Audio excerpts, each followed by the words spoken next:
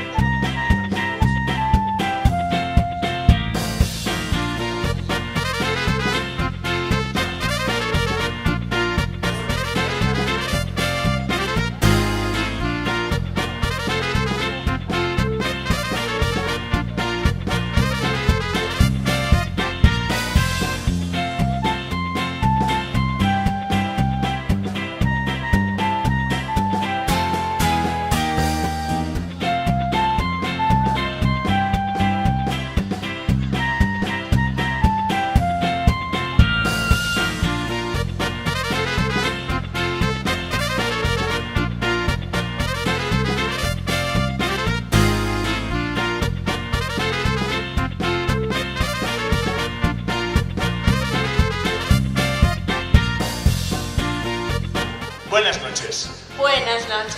Buenas noches. Buenas noches. Buenas noches.